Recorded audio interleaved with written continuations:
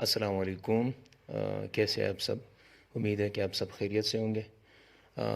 आज हमारा दूसरा जो है ना लेक्चर सीरीज़ का दूसरा लेक्चर है, वो साइंस के ब्रांचेस के बारे में है। तो आइए शुरू करते हैं।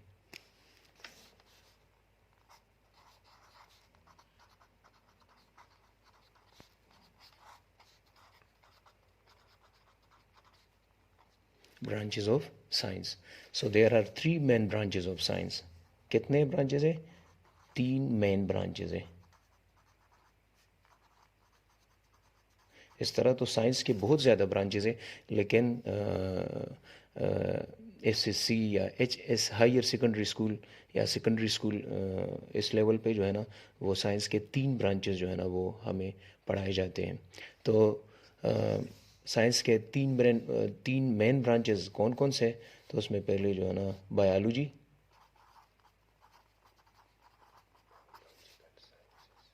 दूसरी जो है ना वो केमिस्ट्री, और तीसरी जो है ना वो फिज़िक्स। ये असल में बाज़ लोग जो है ना वो कहते हैं कि यार फिज़िक्स को पहला करो, दूसरा और केमिस्ट्री और तीसरा बायोलॉजी, या मतलब इसके अरेंजमेंट क्यों इस तरह, मतलब बायोलॉजी केमिस्ट्री और फिज़िक्स आपने की। तो इसमें अल्फ़ाबेटिकली हम आते हैं कि पहले अल्फ़ाबेट्स में बी आता है तो हम बायोलॉजी लिखते हैं, फिर दूसरे अल्फ़ाबेट्स में सी के जो है ना वो नंबर आती है तो हम केमिस्ट्री लिखते हैं, और पी जो है ना वो अल्फ़ाबेटिकली ऑर्डर में लास्ट पे है, तो इसलिए हम फिज़िक्स को तीसरे नंबर पर हमने रख दिया। वैसे आप दूसरी तरह भी आप अरेंजमेंट कर सकते हैं, मतलब पहले केमिस्ट्री, बायोलॉजी और फिज़िक्स इस तरह कर सकते हैं। तो बायोलॉजी में जो है ना वो हम जो बायोलॉजिकल साइंसेज है, सिंपल हम उसको बायोलॉजी कहते हैं। तो बायोलॉजी में हम जो ये जो वर्ड है बायोलॉजी का, ये 1736 1736 को एक साइंटिस्ट था जिसका नाम था कार्लस लीनियस। Carolus Linnaeus. तो ये नाम जो है ना बायोलॉजी का उन्होंने दिया था। बायोलॉजी के जो वर्ड था वो टू ग्रीक वर्ड्स पे मुश्तमिल है, बायोस एंड लॉगस। बायोस की मानी है लाइफ, एंड लॉगस की मानी है स्टडी। सो सिंपल बायोलॉजी की डिफिनेशन हम इस तरह कर सकते हैं कि study of life, the study of life, the study of life is called biology, is called biology। और अगर आप चाहते हैं कि हम अपनी डिफिनेशन को थोड़ा एलाबोरेट करें, तो हम इस तरह भी जो है ना वो लिख सकते हैं पेपर्स या एग्जाम्स में कि the word biology was given by a Swedish scientist named Carolus Linnaeus in 1736. The word biology is derived from two Greek words, that is bios and logos. Bios mean life and logos means study. So the biology is defined as the life, the study of life is called biology. तो ये definition जो है ना ये हमारा elaborate हो गया। हम इस तरह कह सकते हैं कि the word biology was given by Carolus Linnaeus in 1736. The biology word is derived from two Greek words, bios and logos. Bios mean life, logos means study. So, biology is defined as the study of life is called biology. इस तरह हम chemistry के बारे में, ये एक term life आ गया तो हम लाइफ के बारे में थोड़ा बहुत आपको बताते हैं कि व्हाट इज़ लाइफ। हमारा एक बुक था बायोकेमिस्ट्री का, तो उसमें लाइफ की डिफिनेशन कुछ इस तरह वो टीचर्स ने हमें बताई थी, और उस बुक पे जो है ना वो लिखा भी है लाइफ, कि लाइफ क्या है, व्हाट इज़ लाइफ, ज़िंदगी क्या है, व्हाट इज़ लाइफ। तो लाइफ के बारे में आज थोड़ा बहुत हम जानते हैं। लोग अक्सर जो है ना असातिज़ा अपने शागिर्दों से पूछते हैं कि यार व्हाट इज़ लाइफ, या ज़िंदगी क्या है। तो असल में ज़िंदगी जो है ना वो मुख्तलिफ़ रिएक्शंस का नाम है। मतलब मुख्तलिफ़ एलिमेंट जो है ना वो रिएक्शन करके मालिक्यूल्स बना जाती है, फिर मालिक्यूल से वो सेल ऑर्गेनील्स, एंड सेल ऑर्गेनील से वो फिर सेल्स बन जाते हैं, और सेल टिश्यू, और tissue organ, and organ into system, and system into organism. So simple we कह हम इस तरह कहते हैं कि what is life, so it is the arrangement of, it is the arrangements और chemical reactions of an elements. Urdu में हम लाइफ के डिफिनेशन कुछ इस तरह कर सकते हैं कि अनासर के ज़हूर तरतीब, अनासर मीन एलिमेंट्स, अनासर के ज़हूर वो तरतीब, मतलब उसकी रिएक्शंस को हम जो है ना वो लाइफ कहते हैं। और मौत क्या है, what is death, what is death. So वही डिफिनेशन होगी कि अनासर के ज़हूर तरतीब को हम लाइफ कहते हैं, उसकी अरेंजमेंट, उसकी केमिकल रिएक्शंस को हम लाइफ कहते हैं। को जब यही अनासर जो है ना, जब यही एलिमेंट एक दूसरे से खफा हो जाए, मतलब एक दूसरे के साथ रिएक्शन ना करें, तो फिर जो है ना वो मौत होती है।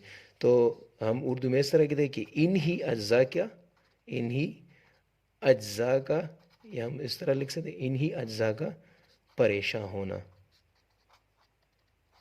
परेशान होना। तो इंग्लिश में हम डिथ की डिफिनेशन जो है ना इस तरह कर सकते हैं कि द डिसअरेंजमेंट, या when the elements do not want to react with each other, the elements या द डिसअरेंजमेंट ऑफ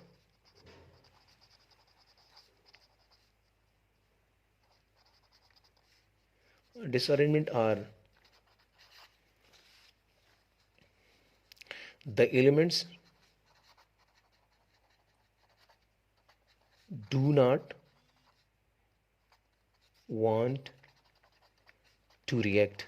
जब एलिमेंट्स की रिएक्शन नहीं होगी, जब एलिमेंट्स कंबाइन नहीं होंगे, तो जो है ना वो मालिक्यूल नहीं बन जाएंगे, मालिक्यूल से फिर मालिक्यूल नहीं बनेंगे तो जो है ना वो रिएक्शन मतलब एनर्जी पैदा नहीं होगी, और ये प्रोसेस जो है ना वो स्टॉप हो जाएगा। तो सिंपल अगर आपसे कोई पूछे कि ज़िंदगी क्या है, तो द अरेंजमेंट और the chemical reaction of elements, मतलब उर्दू में अनासर के ज़हूर व तरतीब। और अगर आपसे मौत के बारे में पूछे तो यही कहना है कि इन ही अज्जा का, मतलब इन्हीं एलिमेंट्स का परेशान होगा। अगर एलिमेंट्स एक दूसरे के साथ रिएक्शन नहीं करेगा, तो जब रिएक्शन नहीं होगा तो एनर्जी नहीं आएगी, जब एनर्जी नहीं आएगी तो प्रोसेस किस तरह चलेगा, तो इसको हम डेथ कहते हैं। तो ये एक सिंपल टर्म थी, मैंने समझा कि ज़रूरी समझा कि आपको थोड़ा बहुत एक्सप्लेन करूँ। दूसरी जो है ना हमारे साथ जो ब्रांच है वो केमिस्ट्री है। सिंपल जो है ना वो केमिस्ट्री में हम मैटर के बारे में जानते हैं पहला। केमिस्ट्री से पहले हम मैटर के बारे में जाने कि मैटर क्या चीज़ है, हम उर्दू में उसको हम मादा कहते हैं। तो matter, anything which occupies, which occupies space and have weight and have, sorry, and have mass is called matter। अभी ज़्यादातर जो है ना वो स्टूडेंट्स यही गलती करते हैं कि मास की जगह जो है ना वो वेट लिखते हैं। फिर इसके बारे में इंशाल्लाह दूसरे जो है ना लेक्चर्स, आने वाले लेक्चर्स में हम फिर ये एक्सप्लेन करेंगे कि यहाँ पर वेट के बजाय हमने मास क्यों लिख दी। लेकिन मैटर की डिफिनेशन के बारे में जानते हैं कि हर वो चीज़ जो जगह घेर लेती है और जो है जिसकी मास होती है, उसकी वज़न होती है, उसको हम जिसको हम मास को हम केमियत बोलते हैं उर्दू में। तो हर वो चीज़ जो जगह घेर लेती है और इसकी केमियत होती है, उसकी वज़न होती है, तो उसको हम जो है ना वो मैटर कहते हैं।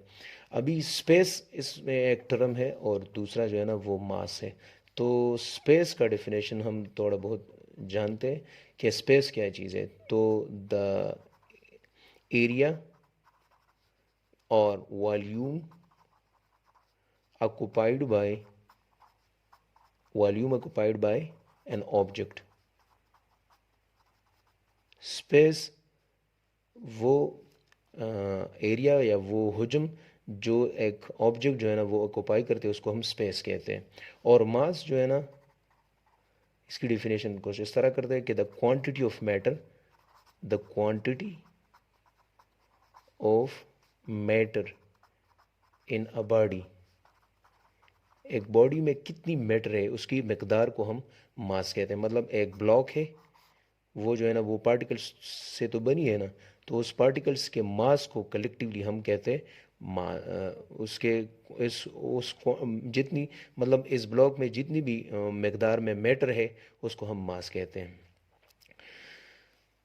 So matter definition: anything which occupies space and have mass is called matter.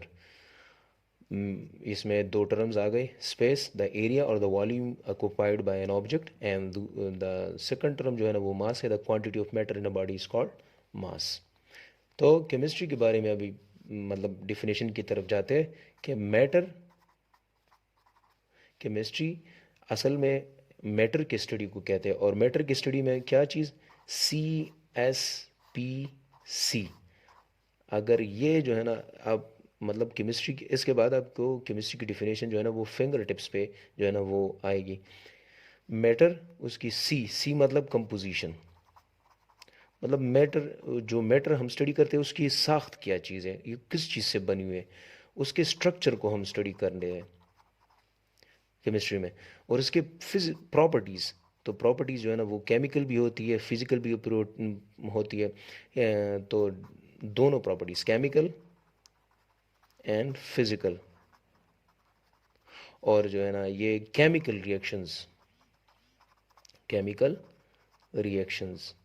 तो केमिस्ट्री का डिफिनेशन हम कुछ इस तरह भी कह सकते हैं कि chemistry is define as the, या are chemistry defined as the branch of matter, the branch of science, the branch of science which deal with the study of matter, its composition, its structure, its properties and its chemical reaction. ये सब कुछ जो है ना हम matter के बारे में स्टडी करेंगे, लेकिन उसके लिए कुछ उसूल होंगे. सो हम उसको कहते हैं लॉज एंड प्रिंसिपल. ये सब कुछ हम स्टडी करेंगे मैटर के बारे में, लेकिन उसके लिए कुछ उसूल होंगे, उसके लिए कुछ कवानीन होंगे. तो तो ये डिफिनेशन जो है ना ये केमिस्ट्री की डिफिनेशन हो गई. Chemistry the branch of science which deal with the study of matter, its composition, its structure, its properties and its chemical reaction. And all these properties, structure, composition of the matter will be studied under the laws and principle that is called chemistry. फिर इसके बाद जो है ना वो physics आती है. तो फिज़िक्स के बारे में हम थोड़ा बहुत जानते हैं कि फ़िज़िक्स ये हम साइंस की तीसरी ब्रांच है फ़िज़िक्स. अभी हमने बायोलॉजी स्टडी किया, दूसरा केमिस्ट्री के भी जो है ना वो भी डिफिनेशन इंशाल्लाह समझ आई होगी. अब फिज़िक्स के बारे में तो वही मैटर हमने पढ़ा कि मैटर क्या चीज़ है. मैटर एनीथिंग, हर वो चीज़ जो जगह घेर लेती है और इसकी वज़न होती है उसको हम मैटर कहते हैं. और इसके स्टेट्स कितने हैं, तो स्टेट्स ऑफ मैटर, तो सिंपल हम स्टेट्स ऑफ मैटर जो है ना वो किताबों में ज़्यादातर जो सेकेंडरी लेवल है या हायर सेकेंडरी लेवल है, तो उस किताबों में ज़्यादातर तीन जो है ना वो स्टेट्स बयान की गए हैं. तो पहली जो है ना वो सॉलिड है, जिसको हम उर्दू में ठोस या सख्त कहते हैं. दूसरी जो है ना वो लिक्विड है, माया उसको हम कहते हैं. और तीसरी जो है ना वो गैस है. तो मिसाल के तौर पर ये मार्कर जो है ना ये सॉलिड है, और जो पानी है या शहद है या दूध है वो लिक्विड में आती है. और गैस जो है ना ये हवा, हवा असल में हवा जगह भी घेर लेती है. जब हम वो हवा गुब्बारे में फूंकते हैं ना तो वो जगह भी घेर लेती है और इसकी वज़न भी होती है. जिस तरह हम सिलेंडर में जो है ना वो गैस डालते हैं तो उसकी वज़न होती है. तो हवा जो है ना वो गैस में आती है. लिक्विड जो है ना ये वो पानी हो गई, दूध हो गई, शहद, ये सब कुछ लिक्विड. और सॉलिड जो है ना वो ये जितनी भी सख्त चीज़ें हैं वो सॉलिड के कैटेगरी में आते हैं. इसके अलावा ये जो तीन स्टेट्स हैं ये फिज़िकल स्टेट्स हैं, फिज़िकल स्टेट्स ऑफ मैटर. और जो प्लाज्मा है ना वो जो फोर्थ वन स्टेट है मैटर का, वो उसको हम प्लाज्मा कहते हैं. और प्लाज्मा जो है ना वो आयोनाइज्ड फॉर्म है मैटर का. और ये जो है ना ज़्यादातर जो है ना स्टार्स और सन में जो है ना पाई जाती है. तो फिज़िकली जो मौजूद है सरफेस ऑफ अर्थ पे, तो वो ये तीन है, सॉलिड, लिक्विड एंड गैस, और फोर्थ वन जो प्लाज्मा है वो जो है ना वो स्टार्स, सन, वहाँ पर पाई जाती है। और इसके अलावा मैटर के बहुत सारे जो है ना अभी बहुत सारे स्टेट्स हैं। तो अक्सर स्टूडेंट्स पूछते हैं कि फिफ्थ स्टेट और सिक्स स्टेट, तो वो है, लेकिन हमारे जो लेवल का जो है ना वो सॉलिड, लिक्विड, गैस और प्लाज्मा। अगर आप जानना चाहते हैं तो हम मैटर के स्टेट्स पे जो है ना वो अलहदा लेक्चर जो है ना बनाएंगे, अगर आप जानना चाहते हैं। तो फिज़िक्स की डिफिनेशन पे आते हैं कि फ़िज़िक्स में मैटर और दूसरी जो है ना वो एनर्जी है। एनर्जी की किस चीज़ को कहते हैं या एनर्जी क्या है? तो अ, एक बॉडी में काम करने की सलाहियत को हम एनर्जी कहते हैं। अब the ability of a body to do work या टू डू समथिंग, वर्क जो है ना ये फिर हम आपको बताएंगे, अगर एनर्जी की डिफिनेशन आने वाले जो लेक्चर्स में, अगर एनर्जी पे हमारा लेक्चर बन अगर हम एनर्जी पे लेक्चर बनाना चाहते हैं तो फिर हम डिस्कस करेंगे वहाँ पर कि ये क्यों हमने समथिंग लिख दी वर्क के बजाय। चूंकि उसमें कुछ मसले मसाइल पैदा होते हैं, तो इसलिए हम कहते हैं कि the ability of a body to do something. Work जो है ना फिर वो ऑकवर्ड, और इसमें जो है ना वो साइंस के कुछ रूल्स आते हैं, तो इसलिए हम वर्क नहीं लिखते, हम कहते हैं कि the ability of a body to do something. अगर हम वर्क लिखते हैं तो लोअर लेवल पे तो ये ठीक है, लेकिन फिर जो है ना वो हायर लेवल पे आपको फिर मसला जो है ना सामने कुछ मसाइल पेश आएंगे। तो इसलिए अगर आप मतलब एनर्जी की डिफिनेशन सिंपल करके, the ability of a body to do something, मतलब किसी बॉडी में किसी चीज़ की या काम करने की सलाहियत को हम एनर्जी कहते हैं। अब एनर्जी के बहुत से टाइप्स हैं, लेकिन हम ज़्यादातर जो पढ़ते हैं एनर्जी के टाइप्स वो दो है, काइनेटिक एनर्जी और पोटेंशियल एनर्जी। तो मतलब हमारा फिर वो टॉपिक जो है ना वो अभी वीडियो लॉन्ग हो रही है, तो इसलिए हम फिज़िक्स की डिफिनेशन पे आते हैं कि मैटर और energy. So the branch of science which deal with the study of matter and energy,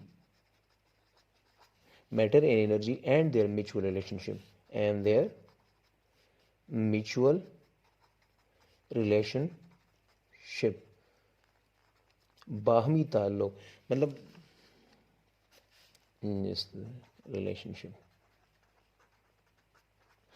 physics में हम जो है ना वो साइंस के वो ब्रांच है जिसमें हम मैटर, मैटर तो हम जान गए, एनर्जी ये भी हमें जो है ना समझ आ गई। तो मैटर और एनर्जी, और ये एक दूसरे में कितने कैसा मतलब कन्वर्टेबल होता है। तो फिज़िक्स में हम ये सब कुछ जानेंगे, मैटर के बारे में, एनर्जी के बारे में, और ये मैटर और एनर्जी किस तरह एक दूसरे में कन्वर्ट होते हैं। मतलब अगर सिंपल हम कहते हैं कि फोटोसिंथेसिस प्रोसेस में सोलर एनर्जी जो है ना वो कन्वर्ट होती है केमिकल एनर्जी और मैकेनिकल एनर्जी में, मतलब वो फूड पे कन्वर्ट होती है। तो फूड जो है ना वो मैटर बन गई, एनर्जी से मैटर बन गई। अब वही फूड जो है ना हम खा लेते, तो वही फूड्स के ज़रिए जो है ना वो अंदर दाखिल होके मैकेनिकल एनर्जी में डिस्ट्रीब्यूट होती है, हीट एनर्जी में। तो ये एक कन्वर्टेबल प्रोसेस है कि मैटर एनर्जी में कन्वर्ट होती है, एनर्जी मैटर में कन्वर्ट होती है। तो ये सब कुछ जो है ना वो हम फिज़िक्स में स्टडी करते हैं। तो उम्मीद है कि आज का हमारा लेक्चर आपको इसकी समझ आ गई होगी। अगर फिर भी कुछ मसला है तो इंशाल्लाह हमें कमेंट में लिख दें, और हम उस पर फिर जो है ना वो मसला हल करेंगे। शुक्रिया।